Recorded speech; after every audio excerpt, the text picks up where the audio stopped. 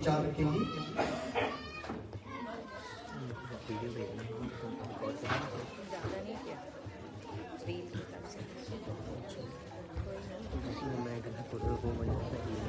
बोलो श्री प्राणनाथ प्यारे की जय, बोलो श्री सद्गुरु महाराज की जय। प्रणाम जी सुंदर साथ जी। सुंदर साथ जी, हम सबकी लाइफ में हमेशा कोई ना कोई दोस्त आता है और जाता है, पर क्या उसमें से हमें पता है कि कौन सा दोस्त असली फ्रेंड है, ट्रू फ्रेंड है? Who is called a true friend? That's what the question is to us. So इसको मैं छोटी सी एक स्टोरी के वे में आपके सामने नरेट करूंगी।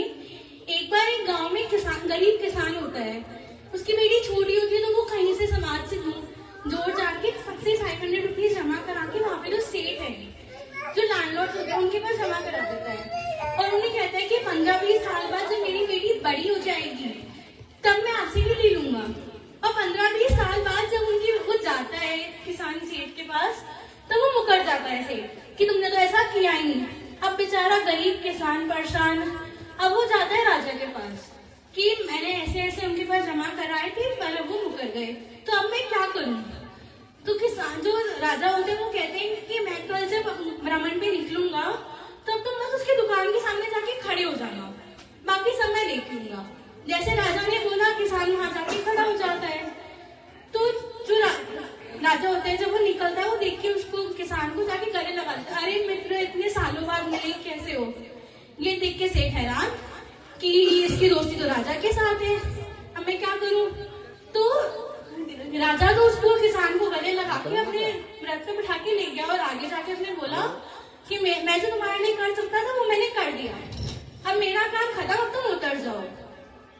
बेचारा किसान सोचता है कि उन्होंने तो कुछ किया ही नहीं है, और ये कह रहा है जो मैं कर सकता था वो मैंने कर दिया, अब मैं क्या करूं? वो ये सोचते हुए जाके अपने खेतों में काम करने लग जाता है।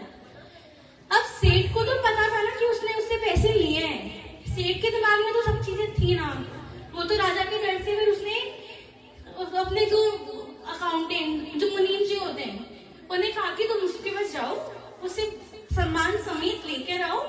और जब वहाँ पे किसान वापस जाता है सेठ के पास, तो सेठ कहता है कि तुमने 500 रुपए मेरे पास जमा कराए थे 15-20 साल पहले, आज की डेट में उसका 12,000 रुपीज इंटरेस्ट हो गया, और 1000 रुपए तो मेरी तरफ से रखो, टोटल 13,500 हो गए।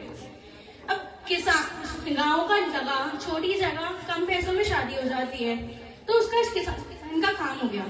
अब इससे सुंदर साथी, हमने क्या सीखा कि जब एक छोटा सा राजा इतना हेल्पफुल हो सकता है, तो सुंदर जी हमारी दोस्ती तो राजाओं के राजा, शहंशाहों के शहंशाह से है। हमारी दोस्ती साक्षात हमारे राज्य महाराज के साथ है, पर क्या हम उस दोस्ती को निभा रहे हैं? राज्य महाराज तो पल पल अपनी दोस्ती निभा रहे हैं, बाले से बुढ़ापे लग मेरे सिर पर खड़े सुबह। राज्य महाराज तो एक छोटे से नवजात शिशु से लेके, लिटिल बेबी से लेके बूढ़े होने तक हमारे साथ है, पर क्या हम अपनी दोस्ती निभा पा रहे हैं?